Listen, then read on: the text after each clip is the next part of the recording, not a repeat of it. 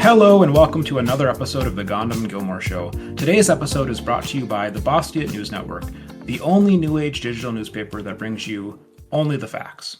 And welcome back to another episode of the Gohndim Gilmore Show. We're here with, I think it's 6 or 7 time guest Marlow. Marlow, how are you?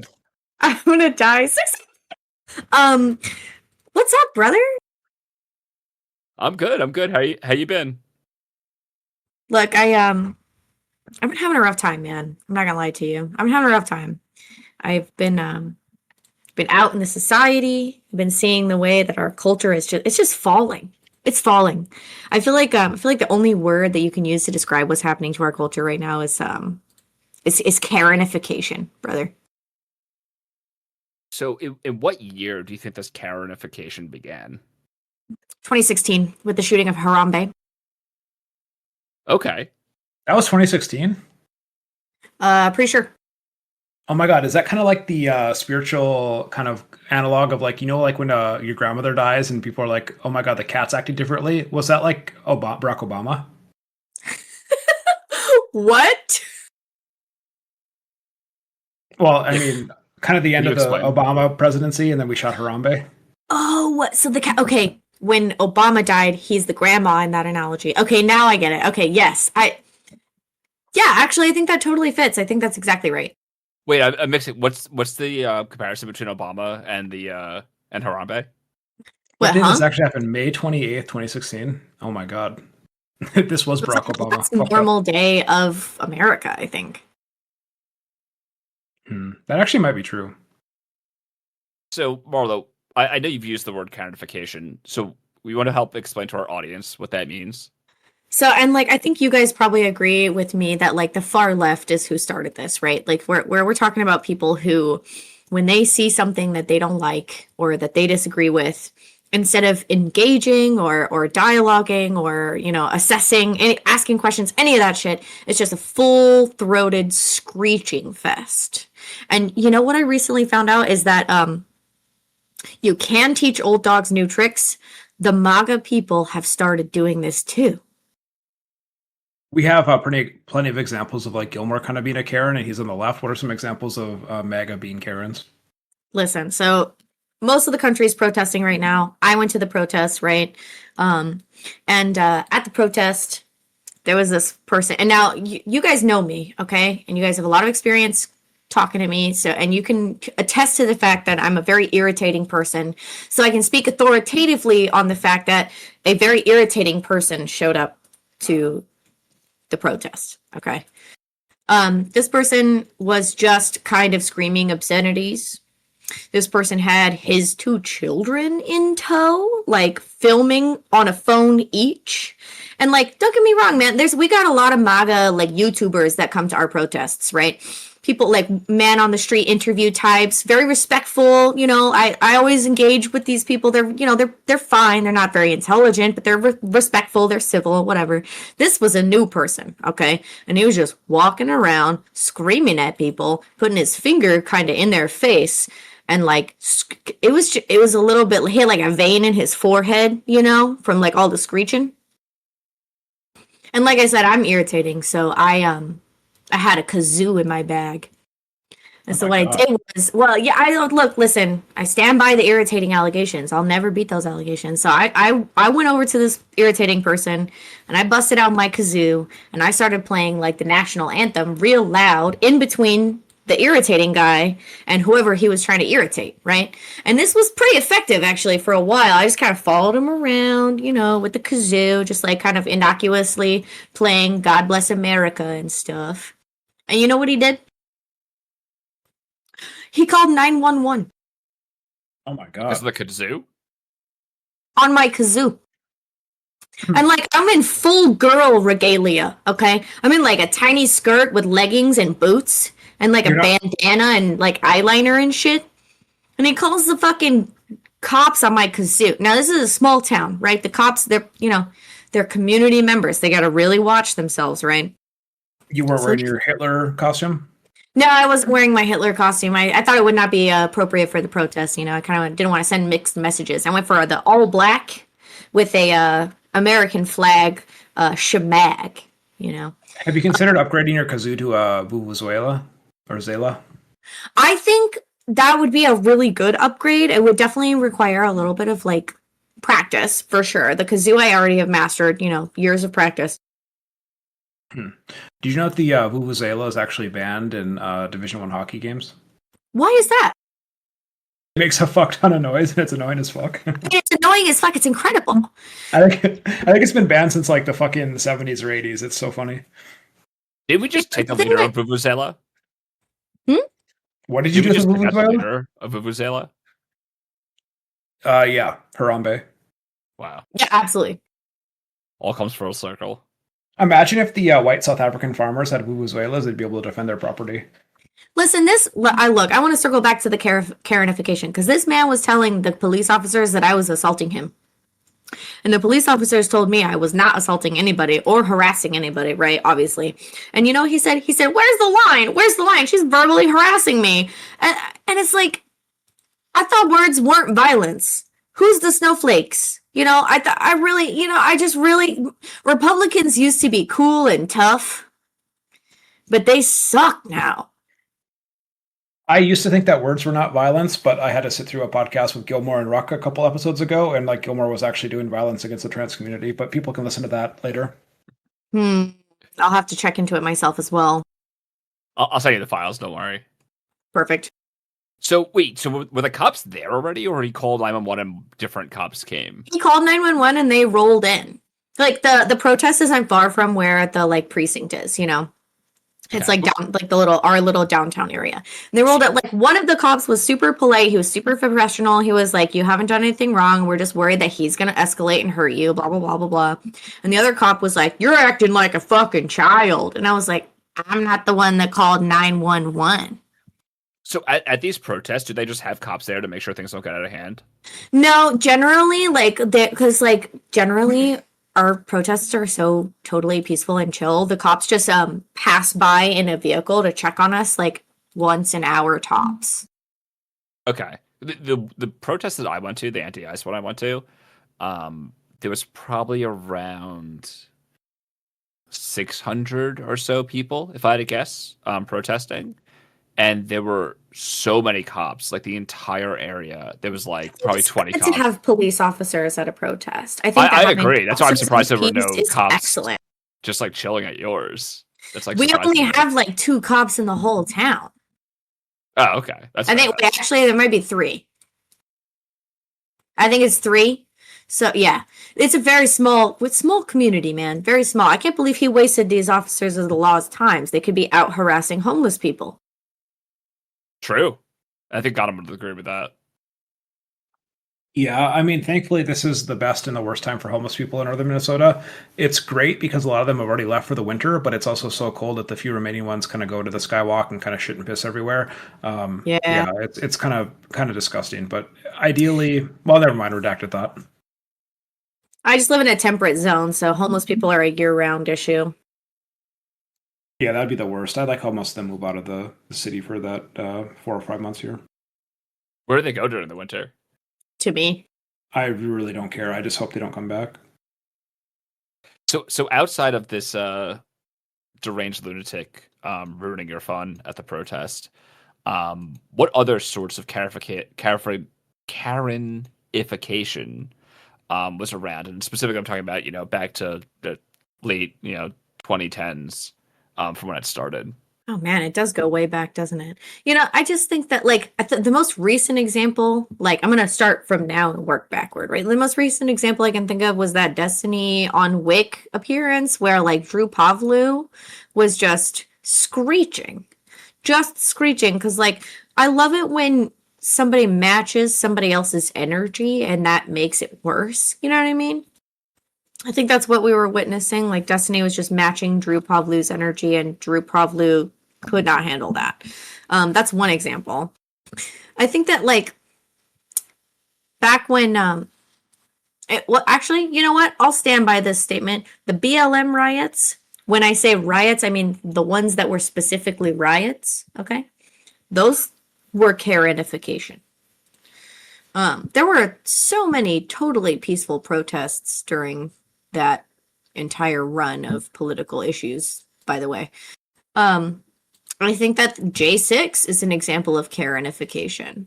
Like you can't write an essay about what you believe. Like you have to break a window. I'm sorry, man. Like why should I care what you think? So, what's an example of a protest or however you want to phrase it that was not Karenified? You have to go all the way back to the civil rights for that. These were How people about like the Tea Party protests? No, I actually don't. I don't subscribe to what the Tea Party did. I think they were also Karening out for the most part. I think that like you have to go all the way back to the civil rights era. These were people who were talking meta ethics. They were talking philosophy, political philosophy, critical race theory. They were addressing the issue in the highest vocabulary set they could possibly address the issue. They were training people to respond during protests in the ways that they hoped to see people respond. Like they were literally asking people who wanted to protest, like, can you receive blows without returning them? They were absolutely holding the line and thinking deeply about what they believed and considering it and discussing it and disseminating those discussions and those thoughts. Like ever since like then listen, I'm convinced that the public education system was destroyed to avoid that situation happening ever again. So I guess just to parse it out, what's a protest that you disagree with a message that you think was not a Karen protest? A protest that I disagree with the message that I think was not a Karen protest. You have to deal with Marlow. Gilmore just like speaks in riddles, and then you like call him out of it, and he's like, "What?" No, it's okay. I'm just a little slow sometimes. There were a lot of like qualifiers there. I'm just making sure I grab everything. It's so a movement that I disagree with that protested in a way that I think wasn't Karenifying. Right. I would say. I'm sorry. I'm so inundated with Karens lately. I might have to go a little further back. You know, the people who laid down on the bridge in Portland, Oregon during the BLM like protests. I'm somebody who thinks that what police need is like more funding and more training and for us to take them more seriously so that they will be more serious. So I did not align politically with the BLM protests. My belief is that like it's really important to have police who are good at their job, and it's bad to have police who are bad at their job, but like policing is something that is necessary and important and should be funded and trained, right? But the people who laid down on the bridge in Portland and just held up the whole bridge calmly without getting run over, without hurting anybody, without anything going badly, they expressed their opinion. They made a stand for what they believed, and they did it in a dignified way. I think that was incredible. Okay. Understood. And what do you think was Karen about the Tea Party protests? I feel like they were pretty chill. Didn't they like disrupt chamber meetings constantly? Am I misunderstanding that? I thought they just like went to parks and like talked about how they like hate taxes and then like cleaned up after themselves and went home. Oh, if that's what they did, then based. I thought they were like marching into like local government meetings and like disrupting local government meetings at like every level of government. That's possible too. I don't know about those, but if that's the case, yeah, I agree with you. Don't quote me on that. Maybe I'm mischaracterizing them. Well, you're quoted forever in this podcast, so I apologize. Based. It's true now. The other thing that we wanted to discuss, unless you have something else about the Karen-ification of the U.S. or... No, I think I got it out of my system. All right. So you are one of the biggest proponents. Are you technically the editor-in-chief of the Pragmatic Papers? No, I'm the second in command over there at this point, I think. Okay, so you're the editor to the editor-in-chief. Yeah, and unfortunately, our editor, as much as I love our editor-in-chief, his grammar is bad. So. Okay. What has been your favorite piece so far in the Pragmatic Papers that you've edited? Oh my gosh. Well, I had this opportunity to work on a piece with one of our server members, Andy, and another server member over at DGGP who goes by Alenda Seal. And we put together a piece on the way that the protests in Minneapolis got sparked.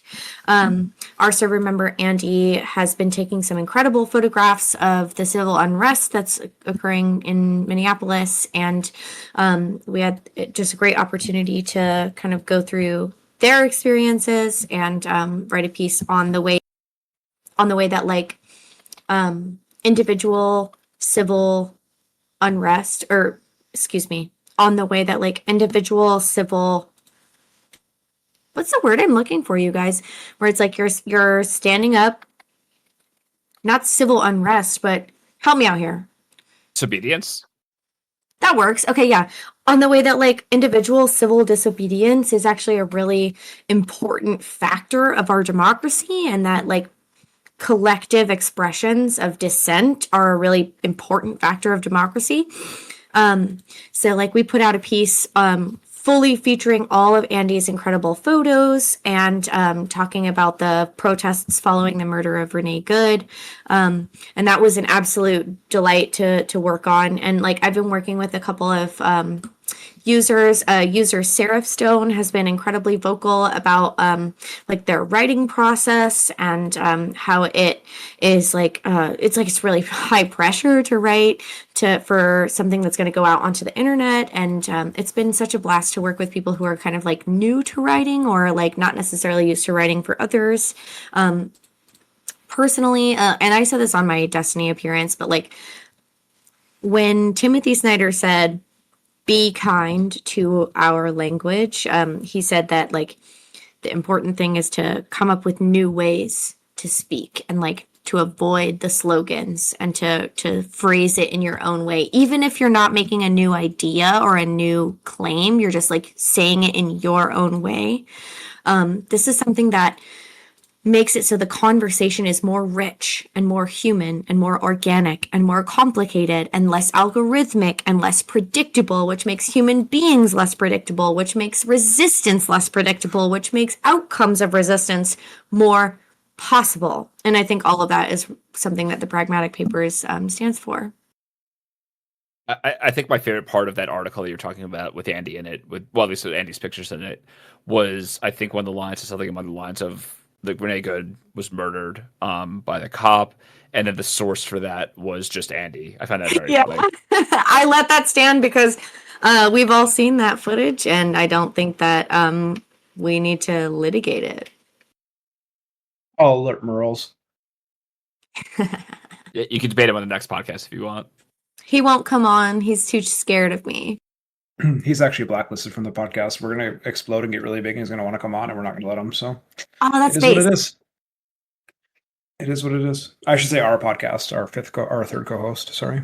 Thank you. Ours, the communal, us three, of course. Another thing that you have coming up soon, I think you said on Monday, which will be before this podcast comes out. So if you want to go in the past and watch it, please do.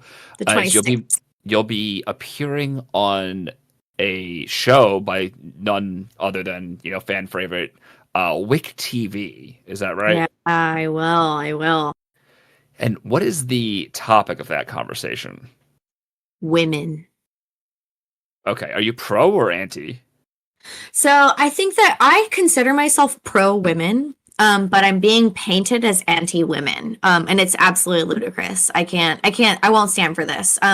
My stance is that when women exhibit antisocial behaviors, there are no legal or social ramifications, or there are no legal or social blockades against women's antisocial behavior. And I think that's appalling. I think that women are interested in a more social society. I think women are interested in a better world. And I think that if that's true, then we would hold each other accountable for the kinds of antisocial behavior that we exhibit that flies under the radar of legal regulations.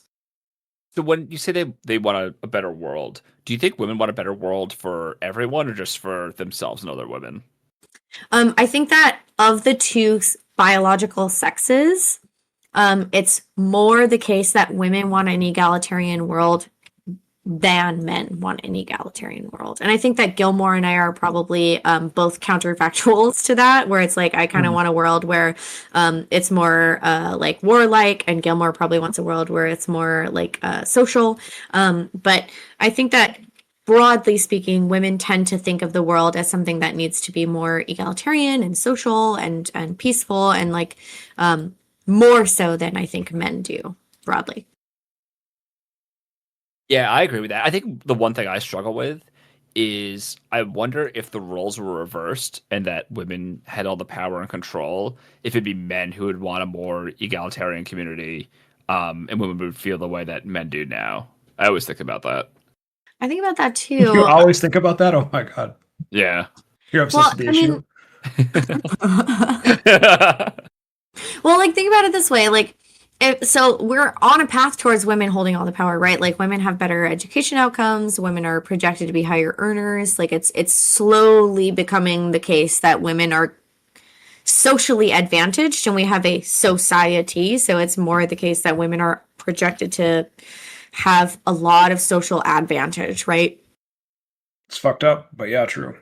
I mean, it's absolutely, it's like undeniably true. But like, I think that unfortunately, the kinds of advantages that women could offer to men from a position of like hierarchical standing would be types of advantages that would be like antithetical to the type of male psyche that would lower you, right? So like Gilmore would have no problem saying like, oh yeah, I would like to be elevated in social standing in a world where people talk to each other and, you know, and like get along. But like Gohndim might have a problem being elevated in that world where it's like, well, he's like, no, but I can beat you up, so I should be able to have some kind of power. Yes and no. I mean, well, redacted thought again. Go ahead. We just have a social world at this point. And I think that it's like men tend to externalize and women tend to internalize, you know, and so like when you externalize in order to function, in order to cope, you try to beat the universe into, you know, molding itself to your whims. But like women are very adept at, you know, beating themselves into molding to the whims of the environment, right? And so we just have this world where women have adapted and adapted and adapted and gotten along and gotten along and gotten along, and like now that's the status quo. Now the status quo is you have to learn how to get along, and there are so many men who will never do that. I would just say shout out women. Totally go on, sorry. No, you go ahead, Gilmore. I was just saying I totally disagree. I think that men do internalize way more than women. Internalize what? Like emotions and reactions. So when we're talking about what does externalization and internalization look like? I would say it's like expressing your true feelings about things. Unless it's about like violence, I think that men are more external when it comes to that. But I think for like everything else, it's more internalized amongst men. So like one of the and I can link you these articles. So like some of the evidence I have to my point is that like, so women have a higher rate of depression. True. And men have a higher rate of substance abuse and porn addiction. And so like when you externalize, and so like to be clear with both of you, as on a personal level, I tend to fall into the male categories. I'm an externalizer. I tend to fall into the categories where I try to make the world into the place I want to live rather than making myself into something that fits into the world. And I think that is the like vocabulary that helps to make the most sense out of the internalized and externalized definition. Internalization is submissive and externalization is domineering. Thank you for being vulnerable. I will offer up my perspective then. I fall into the porn addiction category. Thanks for sharing, man. It's tough stuff. I fall into the Oreo addiction category. It's tough stuff too, man. I swear. Literally stealing like one of my fetishes. Gilmore, can you be vulnerable with us? Like break the male mold. What is something that you've never told more than like 3 people that you want to share with us in the podcast right now? All right, let me think. Well, you should have to think. These are like your deepest, darkest secrets. Like, I have to think what I haven't told. I'm a very open person. Yeah, I'm an open book. What would you say? How many things have you actually not told your wife? Are there like secrets you're taking to your grave? We all have somebody. Don't lie to us. Don't lie to us. I think I'm very open with her. So that's a bad example. But what do you mean that's a bad example? There's stuff that you're not holding back from your wife, just things that you've done or said, or like just things that you're just not going to tell anyone that predate her. Maybe like everything I've ever said in the bunker, but besides that. No, I'm talking. See, this is what I'm saying. Like Marlow, you seen? He's not externalizing. We're trying to get something. We're trying to have like a real discussion, a real level. Okay, you won't even let me think.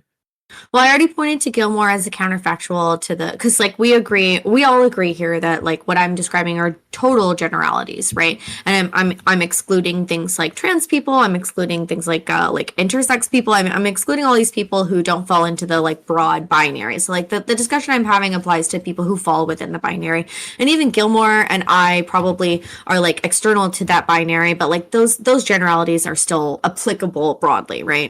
I mean, to be fair, you could have stopped at excluding trans people, and Gilmore would have agreed with you. So, oh my god, damn. Okay, what's the deep, dark secret you're sharing live on the podcast, Gilmore? Let's hear it, brother. Yeah, let me think.